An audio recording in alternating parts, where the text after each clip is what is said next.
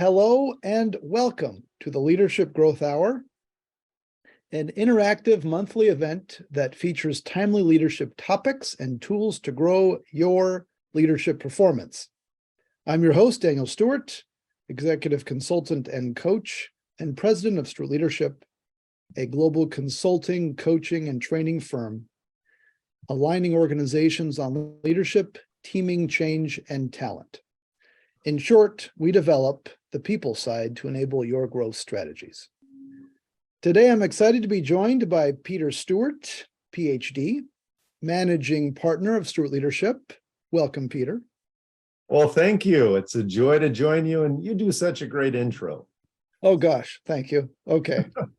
Hey, so after managing his own group therapy practice for many years, Peter joined Stewart Leadership about 8 years ago and does extensive work with leaders, teams, and organizations.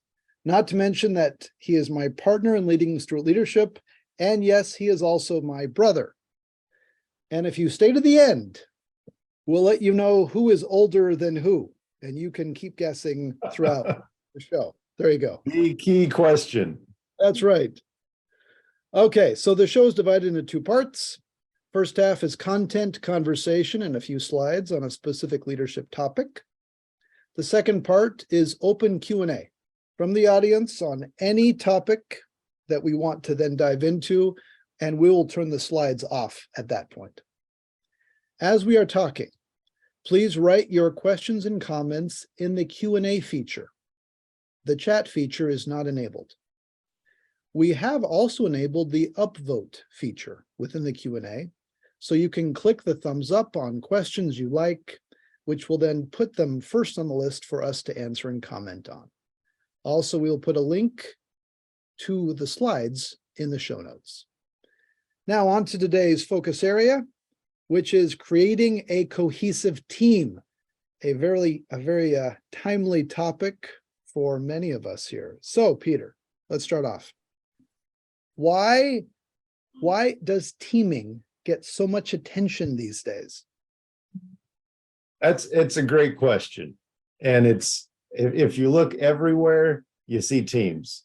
It could be at work, it's around. I mean, we have identified, or I think come to the conclusion that we actually perform better when we're not doing things just independently. We recognize we come up with better solutions. We're able to solve more complex problems. We're able to do more and get more done when we're not just trying to do everything ourselves. So teaming is big business. It truly is. It is the way in which we are able to move things along, move the needle. But there is inherent challenge within that because we are not Avatar. You know, the movie with the blue tails coming out of the back of your heads and being able to plug into somebody else to see. So it just comes with this inherent challenge of how do we build a team? How do we work together when we each have a unique brain? And so that's where it, I think, makes every team unique. And it makes it so you can never sit back and say, we've arrived. We're at the perfect team. We're done. It just takes that constant effort. So it's a good one. And as I see it on the slide, as we're looking at Google, they really got teaming in the popular press a number of years ago when they ran what they called Project Aristotle.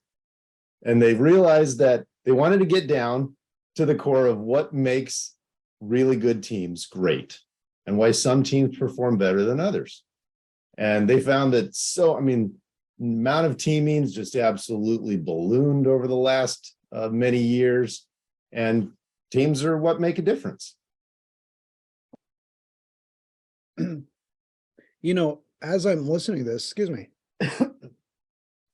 I'm wondering, and I'd even love to ask everybody who's listening, how many teams are people actually even on these days? Because I have a feeling many years ago, maybe we were just on one team.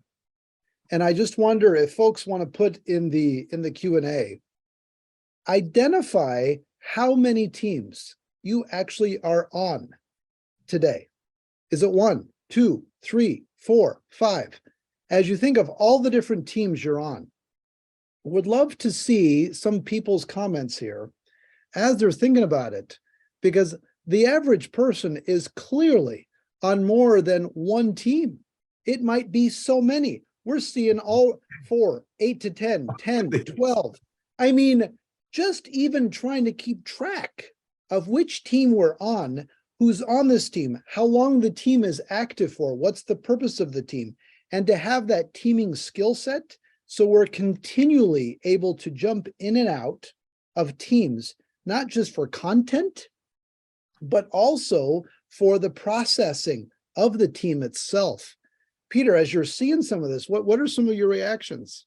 Yeah, I'm looking, there's 12 teams, 50 plus teams. I mean, 8 to 10. And as you're highlighting, it's like every team is going to have a unique function, a unique purpose, a unique makeup, a unique division of roles and responsibilities, a unique culture in many ways. And so you think of all of the shifting mentally that an individual has to do as they're going, okay, now I'm about to go over to this team, and now I've left this meeting, and now I'm going over to the other one, and now I'm shifting to the other. And it's a lot of different hats to keep track of. And whether you're in a virtual world where you're back to back to back teams meetings all day, you don't even have the time to walk the hall to go from one room to the next. I just jumped off this call with this team, and now I'm on the next team. And talk about the rapid demand and pace and being able to shift and pivot. That's not easy. Yeah. And work is continually more and more fluid and team-based.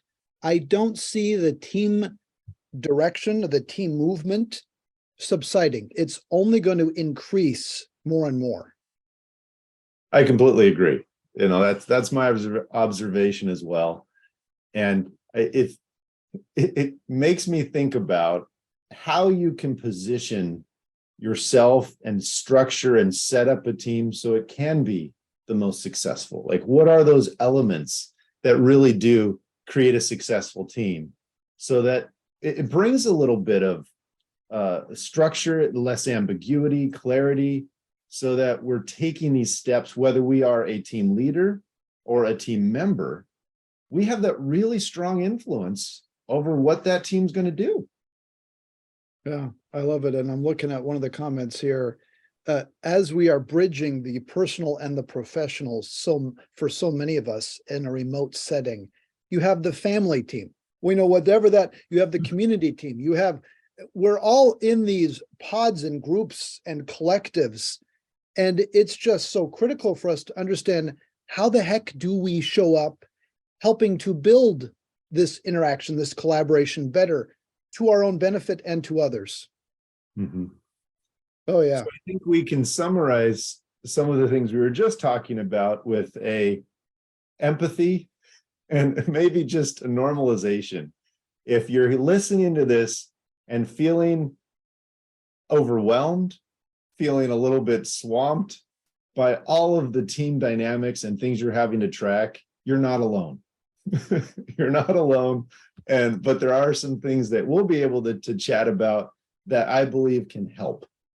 They'll help you be able to identify, to be able to take charge, or to be able to influence these teams and how to manage even across the different teams. Yeah. So let's get at some questions. So you and I and many of the folks on our team as True Leadership, we work with so many different teams and helping them get aligned. And there are usually two key questions we will often ask at the beginning that help really determine what to then pay attention to, where to focus, how to further support. And I'm wondering, as we're thinking through these two, I'd love to ask everybody who's listening, what were the two questions you would ask if you were putting on your consultant hat, or frankly, as a team leader or team member? What would be the two questions that you'd want to frame up to then help figure out what to do next, how to best put the team on track or get it back on track, or how to start it off? What are the two topics or questions you'd ask here? And so we'll see as people's answers come in, because then we'll share the two that we often frame up. Peter, what are some of the topics that are coming to your mind as you're thinking about what these two questions may be? Oh, it's thinking about the members of the team. It's thinking about possibly the purpose of a team. It's thinking about what their goals are, what they're trying to accomplish. Those are all really good questions. There are several you can target as you think about. Yep, I'm seeing in the comments, purpose, goal, who we are, what's the mission. They really are foundational. The charter, and that term comes up even more and more when we're talking about teams, of that concept of the charter. What is it that they are being tasked to do? What's the experience and the expertise that the various members are bringing? Yeah, especially this purpose notion, to be able to make sure that folks are working together and they aren't, do I even say attacking or competing against each other? It's a unified force as well. So they have a sense of, how do I align my self-interested perspective to this collective or this group? And that tension you hit on, Daniel, of how do you rein in some of the inherent natural competitive nature that some of us have a little more than others. I think we all have different personalities and we're wired a little bit differently. But there is that question of, how much can I truly rely on my teammates? How much do I share? Is information weaponized? Do I freely share and communicate that to others? Or am I kind of holding some cards a little closer to my chest to look out for number one, to say, hey, but no, I'm trying to advance. And if I actually share the glory with others, doesn't that prevent my own growth? So there's some natural thoughts that can come into play that get in the way, I believe, of a really good high performing team. Yeah. Okay. So drum roll, please. The first question, and it coincides in various ways with what people have been talking about now, although it takes a slightly different angle. And the first question is, how much of a team do you really want? In other words, what level of teamness, what level of cohesiveness are you after? And we'll use this term teamness to then describe that sense of unity, because teams can have a variety of different levels of cohesiveness. And it's all based ultimately on the strategy or the desired outcome that you're striving to achieve. Walk us through this, Peter, as we're thinking of this as a critical question to ask up front. Yeah, and I think it's interesting to note this word teamness. We're using that as an adjective. We'll use the term teaming as a verb. It is an active process. And it's recognizing that the level of interdependency, the level of interaction, the level of shared goals may vary significantly across teams depending on the purpose and the function of it. So it's really helping to get some alignment. As we think here, we can do a simple kind of sports analogy as we look at types of teams that are out there. We can think of a wrestling team in which they are a team, but how does the sport of wrestling go? It is a one-on-one match. One wrestler goes out and they'll compete against the wrestler from that other team. And then it's the kind of the additive score that helps to determine that. So I would argue that that's probably a lower level of teamness. Does that make them less of a team? No. It's identifying what level is needed to able to accomplish that purpose or objective. Now, on the kind of other end, I would say, as we look at more of a high teamness focus, probably football or even soccer, in which there's you having to pass the ball and use coordinated plays and be aligned with the activities of each other. And that where there is that higher interdependency among the players. And so it's even thinking about where does this team need to be? And it's not just where does the team want to be?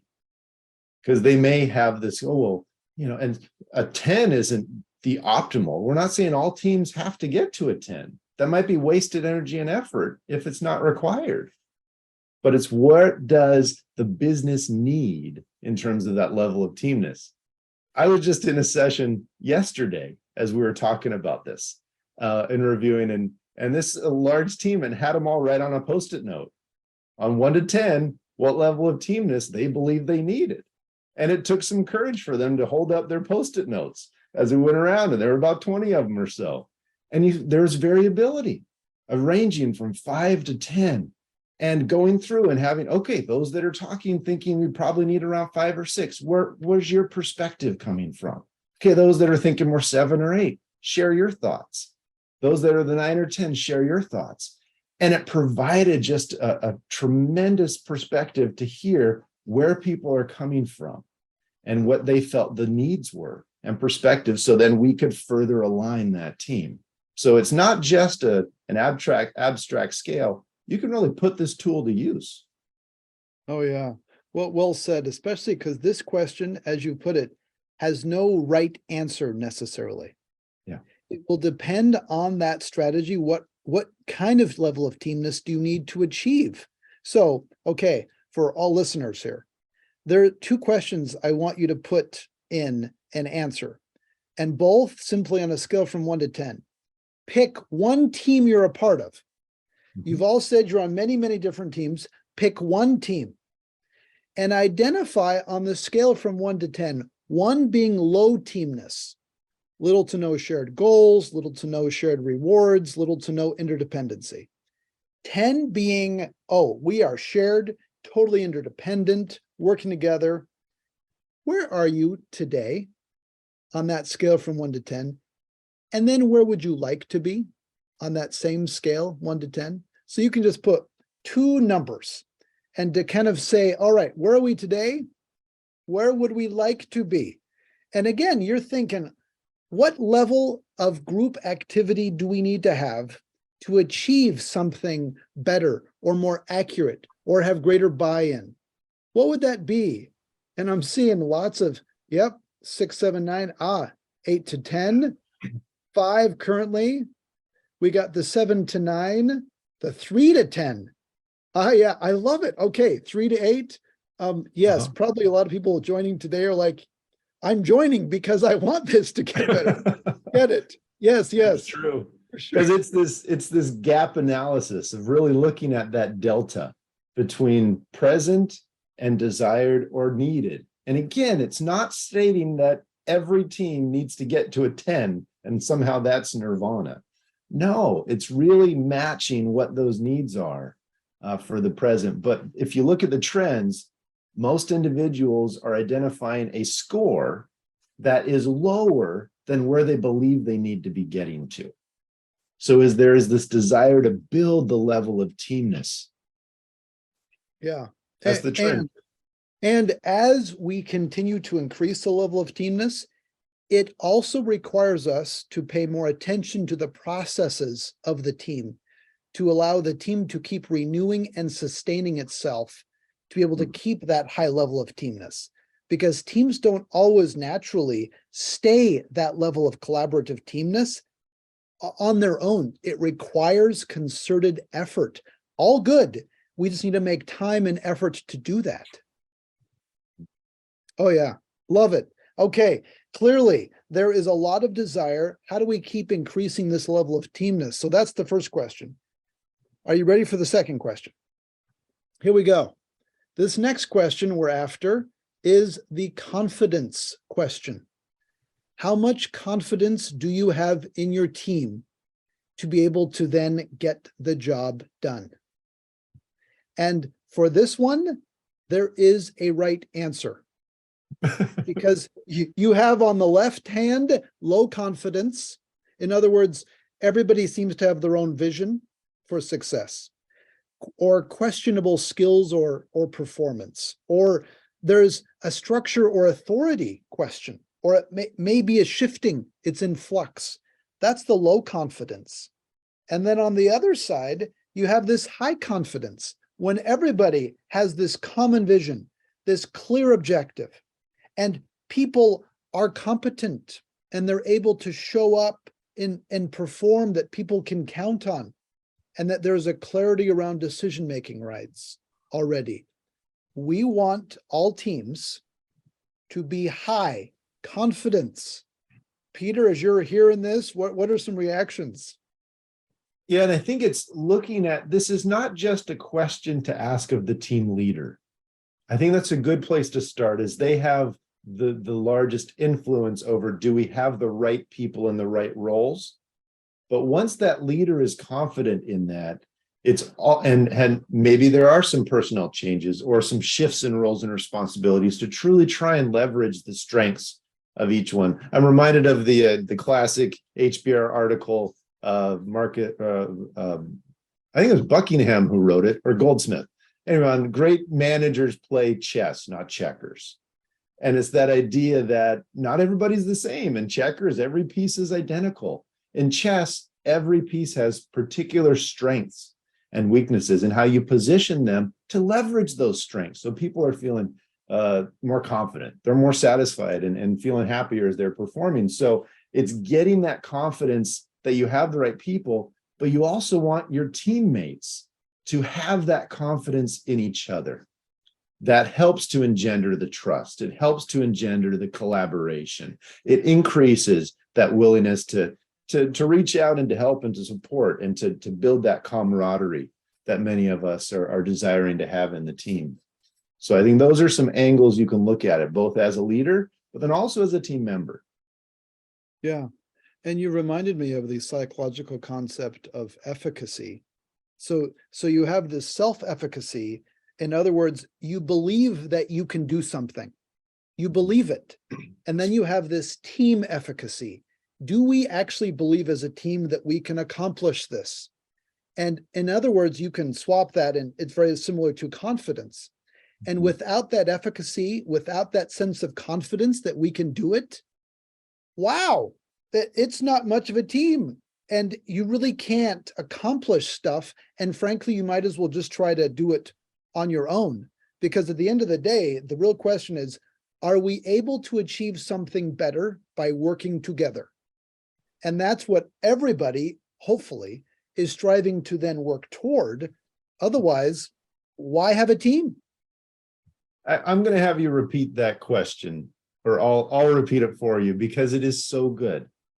And it is, are we able to accomplish something better by working together? That is the fundamental reason why a team exists. And so I hope it's something we are repeating often. And if for some reason we're hesitant or we're not really sure that that's the answer, it's a reexamination about how this team is structured, who's involved in it. Are we clear on our purpose, on our goals, and all these sorts of other aspects that really help to create a high-performing team? So shall we ask this for all the listeners? So same kind of question as we did before, but this time current and future state on this 1 to 10 scale of confidence. 1 being low confident and 10 being really high sense of confidence. Pick a team that you're on. What would you say? What is 1 to 10 where you currently are at and where you would like it to be? Pick any team you're on and let's start seeing. And we're already good. Yep. 7 to 10, 7 to 10, 2 on most, 6 on a couple, wanting to get 10. Thank you for the honesty. Yes. We have 1 to 10. And I think was Daniel's that a -4? Peter. Yeah, I'm Somebody said looking at these. -4. Wow. That's pain. Yes. Ouch. Several of them. And it's recognizing that there are, do you answer this collectively as a team, where you're giving that kind of team average score? Are you honing in who are those particular team members that you may have lower confidence in? And I think that's where, as we have some of these responses that are given a little bit of this range of that confidence score. So as you are providing that and thinking of it as a leader, it's what is driving that score? What is it about the team that is having it be less than, an 8, 9, or a 10, where you're hoping to have that high level of confidence? It's a really good self-reflective question. And frankly, even asking everybody on the team these 2 questions and processing that and talking about what can be done now, that's the team process conversation in and of itself. And it takes guts. it takes some courage, and it takes a willingness to then have a belief that, yes, we can do something about it. Oh, yeah. So this leads into a way of thinking about developing teams, both as what a team looks like, what does a great team look like, and the steps to get there as well. And so as we then share this here, we want to talk for a second about a model called teaming for success. And there are a lot of great teaming models out there. This is one we find particularly powerful in helping build cohesive teams. And there are 5 stages to it. And we'll just kind of go through, and please shoot questions back and forth here as you would like to. We'll definitely be able to then keep checking on these questions. Peter, talk to us about this first stage of launching as the place to start developing teams. Happy to. And as we describe this process by which a team is formed, as well as these steps that are taken to really align the behaviors, it comes down to the purpose. Why is it that we are together? And during this launching stage or the launching phase, we're really clarifying it. So we identify our purpose. It is the hub of our wheel analogy or metaphor. Everything comes back down to the purpose. And I was thrilled as we were asking that question earlier of what are the 2 questions to ask a team. How many of you were starting off with that mission goal, that purpose? You recognize how foundational that is. So that's the core hub. But then it's recognizing the context. That is the situation around that we are operating in. Every context is going to be a little different for the team, but we have to fully be aware of what that is. And so that's where we're launching during that phase 1. It's answering that core question, why we are together. Why does this team exist? And then that leads us now into, once we've clarified it, the next phase. So then connect us, and then we'll kind of pause it after this one, address some questions and see connections, please. We're action focused. I mean, we're not just a bunch of philosophers sitting around trying to ponder and contemplate the purposes of life and why we exist as a team. So we have to clarify that, but then we have to be sure and identify what it is we're trying to accomplish, what we're trying to do. And that's the aligning part. And this is where it's a clarifying, what is the structure of this team? How is this organized? Do we have leadership? Do we have co-leads? How is this divided? Who are the people and the resources required to be on this team so we can accomplish our purpose? And those can be both, when you talk about resources, it can be both internal just for on the people side, but also access to other technologies or tools or systems as well. And then it's the plan. It's really being able to translate that more ambiguous purpose into an actionable work plan that then can be identified to monitor for progress and put into work. So we launch, then we align so that we're getting moving. This wheel is in motion. We're getting some traction. And building on what you were saying, what's so cool about these first 2 phases, this is not even talking about the people's names yet. This is setting up the business side of the team. And sometimes we go straight over this and we dive in straight into the people, which, yes, we got to spend a lot of time there. But we find that we're able to go farther, faster, once these 2 elements, these 2 phases are addressed enough to be able to then inform, because really the next phase in all of this is where we all spend a lot of our time. And that's in this trusting phase, which is all around how we work together, the team commitment, morale, the team operations, in other words, the rules of how we then celebrate or hold each other accountable or expect each other to behave. And then the communication. How open do we transparently share things or not? Do we engage in open feedback? How we manage conflict? All of these things are so key. And frankly, that's where all of us probably spend a lot of our time. But we find this trusting phase can be done even better when it's built on a foundation of making sure this launching and aligning phase is really well answered and addressed again and addressed again. Peter, as you're hearing this, give me some reactions. And it's helping the point you made about identifying the aligning phase and the people and the resources and that before the names are attached. It's a hard thing because we're humans working with humans. And at times we can retrofit the team based on the people around. And sometimes that can work, but oftentimes it causes challenges. And it comes back to say, we are in existence as a team to be accomplishing this purpose, this function. And it takes some of that courage to be able to say, who is going to be the best fit for this team? And otherwise we end up spinning, and it's kind of like driving with the clutch in a little bit, where there's a lot of activity in the engine, but we're not going very far. The gears aren't engaging. And we spin cycles in this trusting cycle because we just don't have the right people in the right places. Yeah. The clutch and the wheel, that's one of the reasons why we actually use this wheel to suggest continual forward motion, because yes, we're putting this out in a linear fashion. And in reality, there are many parts of this that can overlap. And the point is to keep moving as we go. And to that end, walk us through this next phase.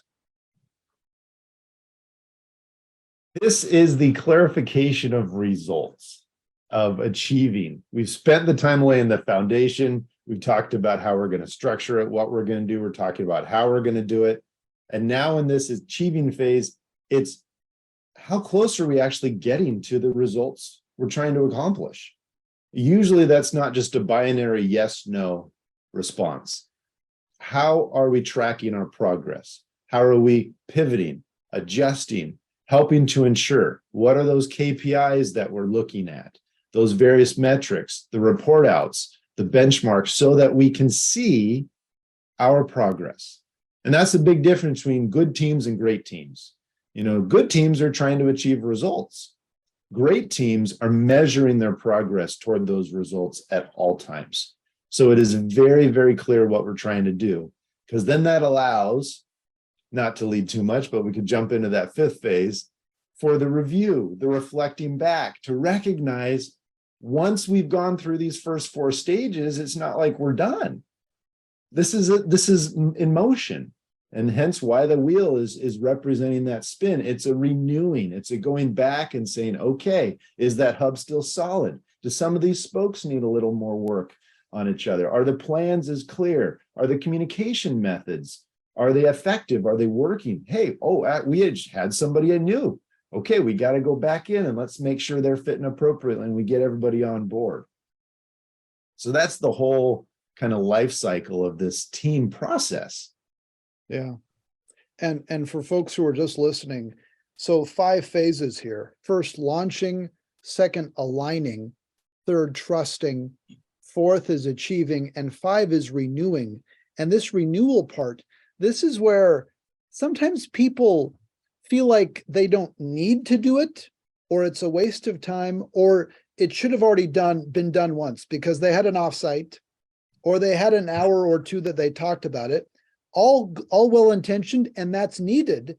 The point is, it's not sufficient to be able to then continue renewing and to help everybody on the team recognize they have a part to keep revisiting these teaming dimensions and these phases as needed. Because ultimately, yes, as I mentioned, we have these 5 phases.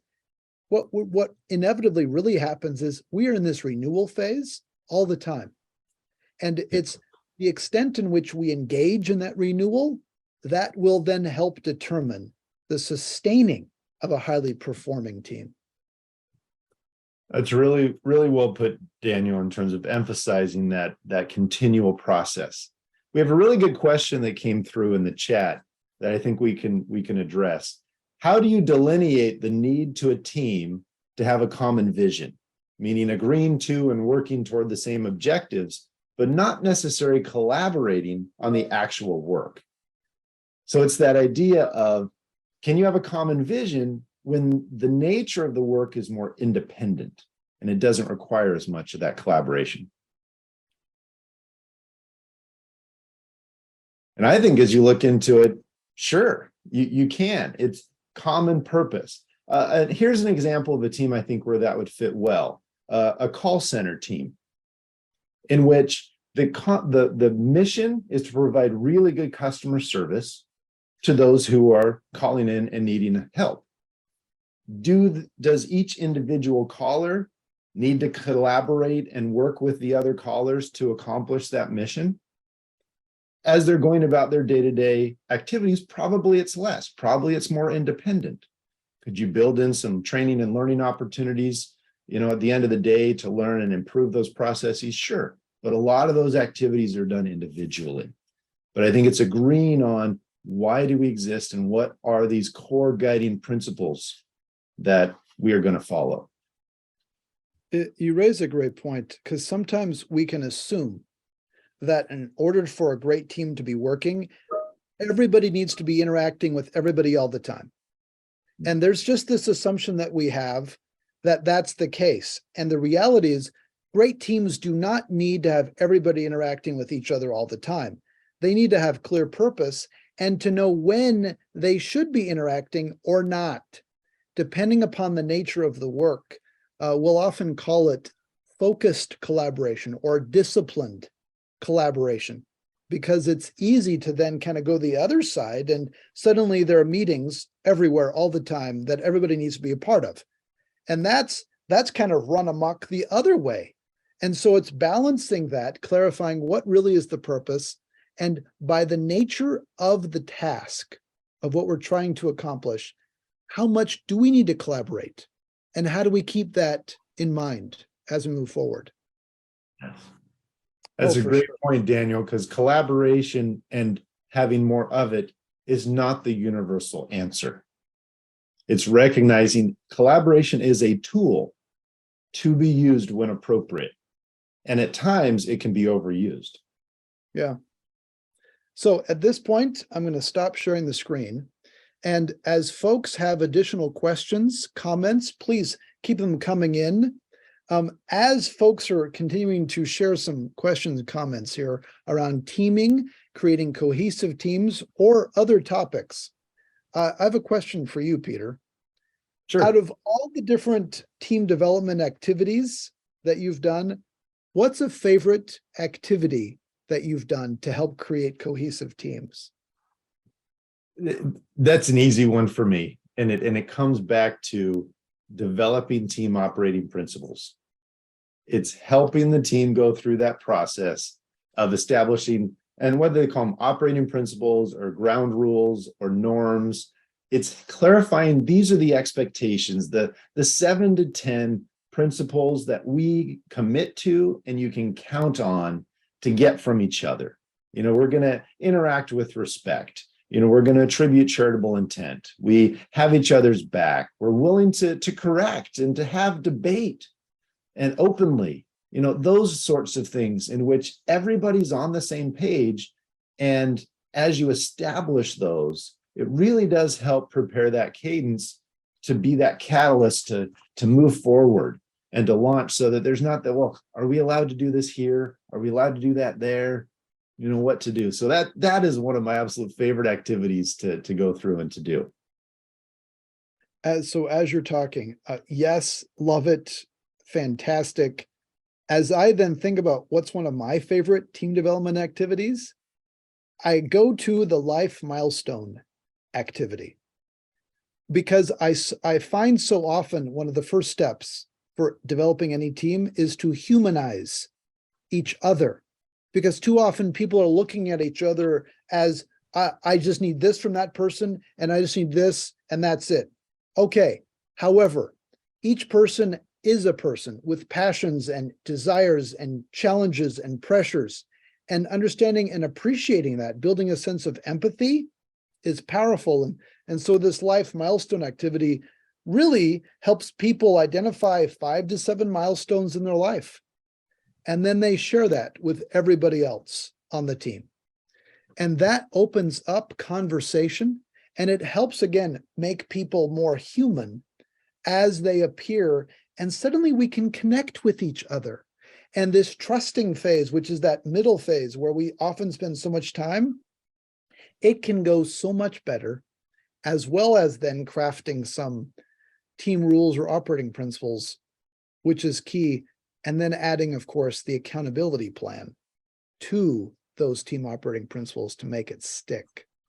Love it. I love doing that life milestone exercise. You inevitably, you learn new things about somebody, even teams that have been operating for many years together, coworkers that have been the same. We'll run this exercise and they'll come away and say, I never knew that about fill in the blank person.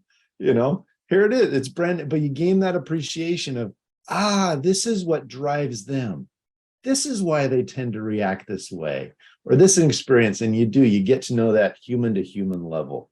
It's an excellent one. If you don't have time to do a full milestone, one I've been doing recently is just where at the beginning of a meeting, or if you have a few hours at an offsite or an all hands or something like that, everybody just writes on a card an interesting fact about themselves. Just one little fact. And then you just kind of pull it out of a hat and read it, and see people try and guess who it is. And you can kind of spread that out throughout the day, a little bit of a popcorn exercise there. But it's this idea that we really build trust by not just appreciating the professional skills that people bring, but also by understanding them at the human level. So let's keep talking along this theme, because this blurring of the professional and the personal, especially with remote work that we all are living in, and this trend is only going to keep going. How do all of the things we've been talking about thus far around building a cohesive team apply to a remote team or a hybrid team, a virtual team, a team that are not able to all be in person? What are your thoughts about that, Peter? It sure has changed over these last few years as far as the attention that has been brought to remote and hybrid teams. But what's fascinating is there are many organizations that have been 100% remote or virtual even before the pandemic. So you can build teams in a remote setting. You can build very strong teams in that setting. So I think many of the guiding principles continue to apply. You just have to be more intentional about it. And at times a little more creative. Recognize what are the things that can happen to build these relationships when you're all physically in the same room or office or getting together that is missing in a hybrid or a virtual setting. And so you build in a lot of that it's the informal chit chat, the conversation, the water cooler, the conversations down the hall, the interactions as you're waiting for the meeting to start as people arrive. And so do you open that up on your Teams link, on your Zoom call for people to have some of that chat and that banter and dialogue before the meeting starts? Are you building in that first 5 minutes in a virtual one to say, okay, how was the weekend? Anybody have any news they want to share? To give that space. So I think that's a helpful thing we can try and do. Because it doesn't just happen on its own in a virtual one, because we don't have those natural opportunities. Yeah.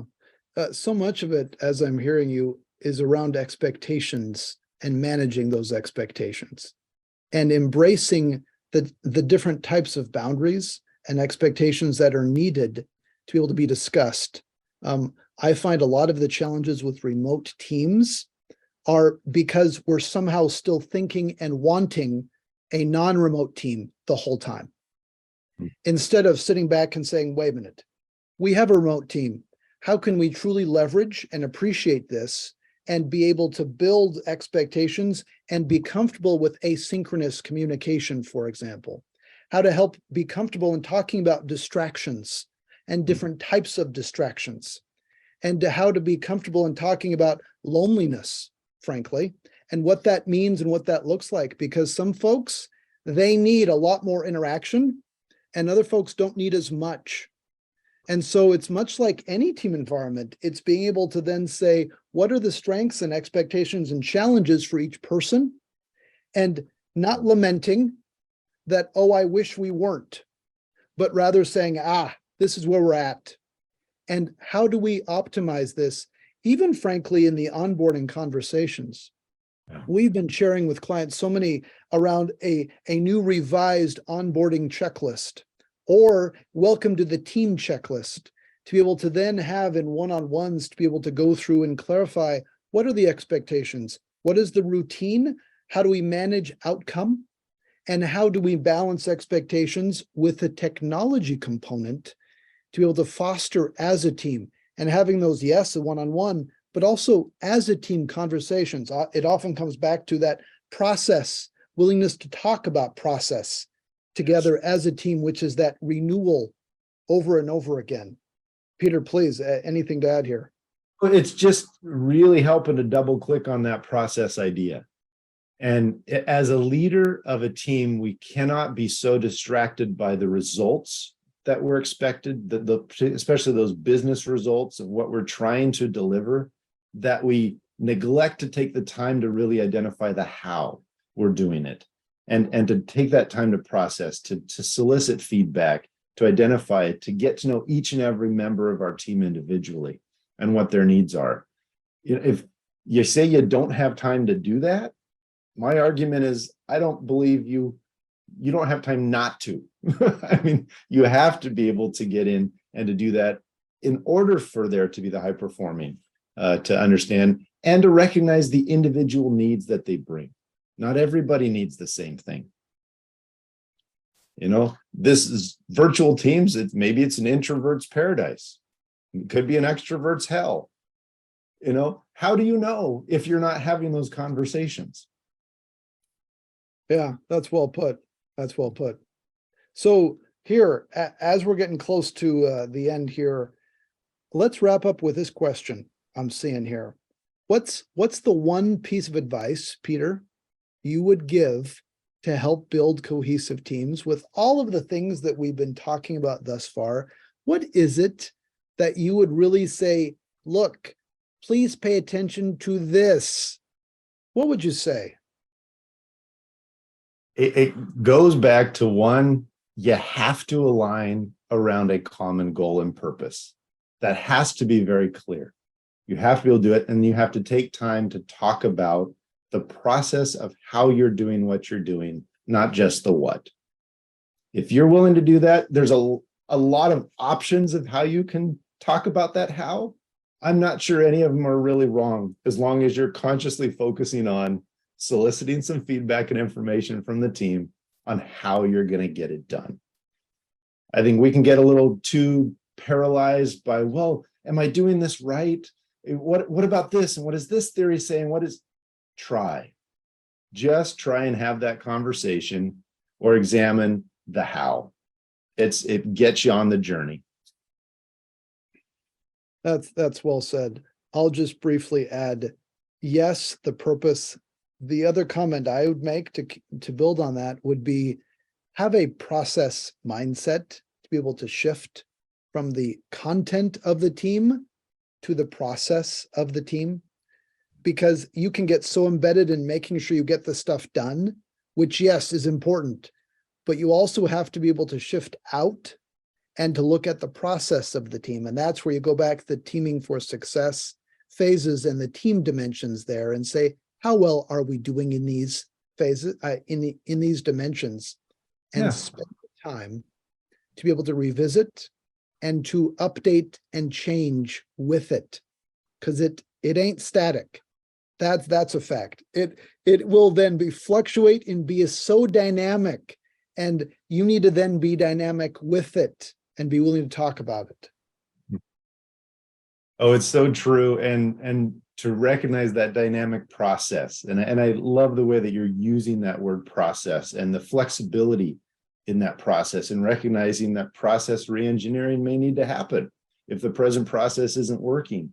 And there was a question that came in that was asking, is there a survey to assess the state of a team and their cohesion? And we do. Our Teaming for Success framework that we shared we have an assessment that teams take.